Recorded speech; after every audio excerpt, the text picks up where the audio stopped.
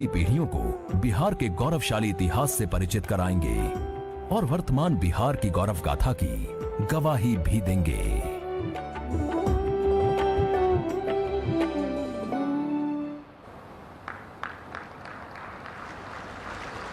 धन्यवाद। इसके साथ ही हमने विधानसभा भवन शताब्दी समारोह और आज़ादी के अमृत महोत्सव के अवसर पर एक पुस्तक का प्रकाशन किया है, जिसका शीर्षक है इतिहास के झरोखे से जानिए अपनी विरासत को। माननीय प्रधानमंत्री महोदय से इस पुस्तक के विमोचन के लिए विनम्र आग्रह।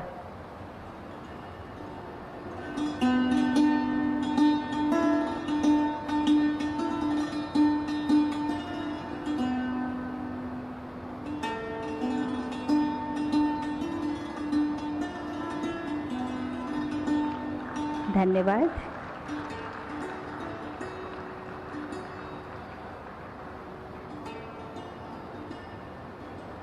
धन्यवाद। अब वो समय आ गया है जिसका हम सब बेसब्री से इंतज़ार कर रहे थे। हमें माननीय प्रधानमंत्री महोदय के समृद्ध अनुभव के खजाने से कुछ अनमोल विचार व्याख्यान के रूप में सुनने को मिलेगा, जिसका विषय है युवाओं में संवैधानिक अधिकार एवं कर्तव्य के प्रति जागरूकता लाने के लिए विधायकों की भूमिका। माननीय प्रधानमंत्री श्री नरेंद्र मोदी जी से व्याख्यान के लिए विनम्र अनुरोध।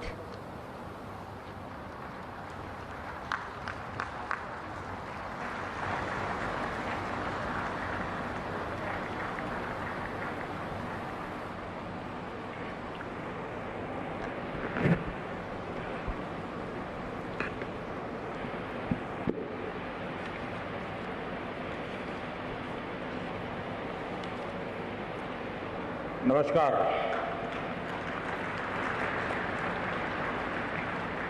इस ऐतिहासिक कार्यक्रम में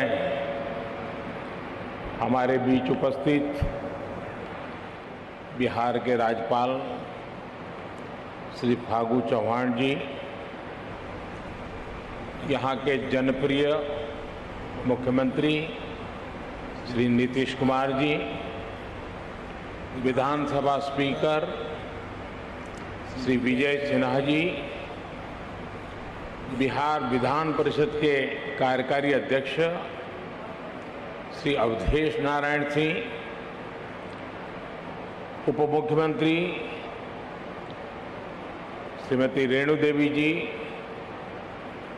तारकिशोर जी, नेता प्रतिपक्ष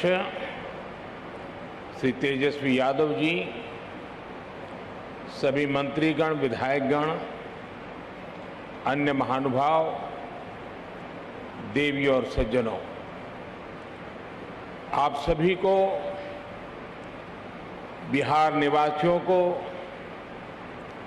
बिहार विधानसभा भवन के शताब्दी वर्ष की बहुत बहुत शुभकामनाएं। बिहार का ये स्वभाव है कि जो बिहार से स्नेह करता है, बिहार उसे, उस प्यार को कई गुना करके लौटाता है। आज मुझे बिहार विधानसभा परिसर में आने वाले देश के पहले प्रधानमंत्री होने का सौभाग्य भी मिला है। मैं इस स्नेह के लिए बिहार के जन जन को हृदय से नमन करता हूं। मुख्यमंत्री जी का, स्पीकर महोदय का भी हृदय से बहुत बहुत आभार व्यक्त करता हूं। साथियों, मुझे कुछ देर पहले शताब्दी स्मृति स्तंभ के लोकार्पण का अवसर भी मिला।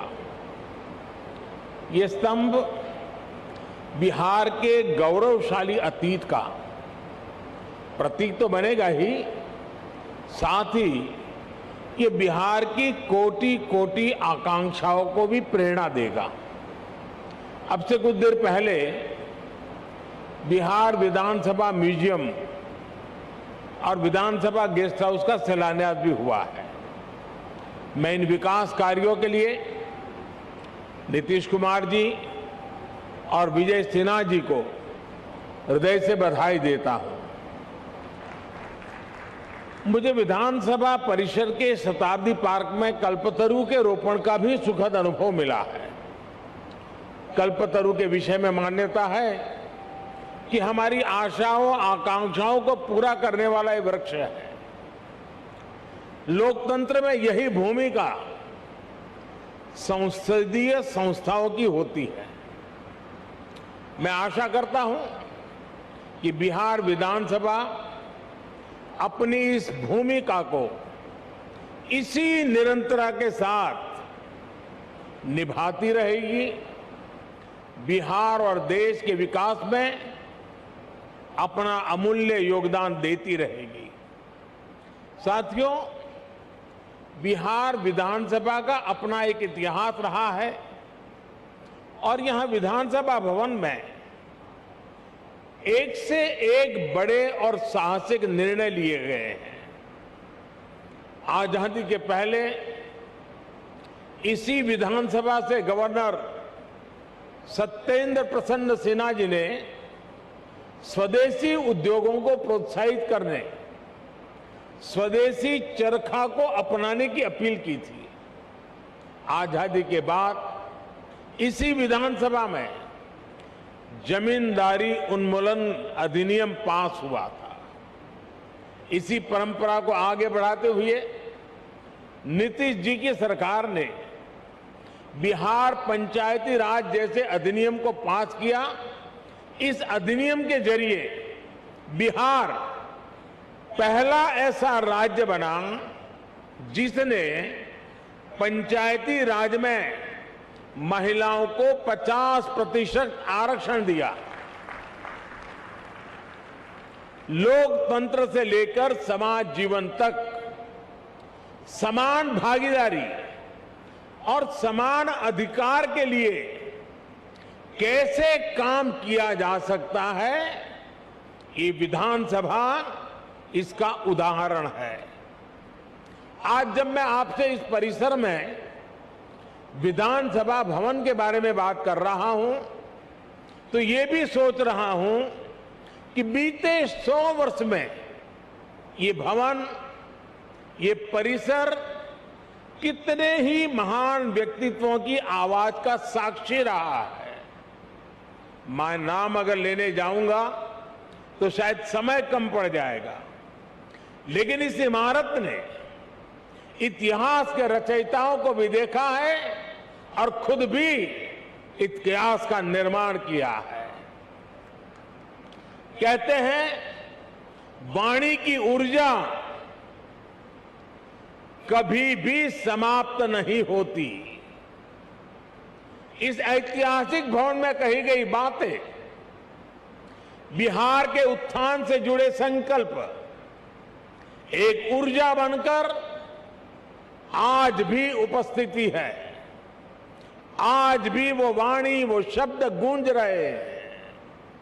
साथियों, बिहार विधानसभा भवन का ये शताब्दी उत्सव एक ऐसे समय में हो रहा है जब देश अपनी आजादी का अमृत महोत्सव मना रहा है। विधानसभा भवन के 100 साल और देश की आजादी के 75 साल, ये केवल समय का संयोग नहीं है, इस संयोग का साझा अतीत भी है और सार्थक संदेश भी है।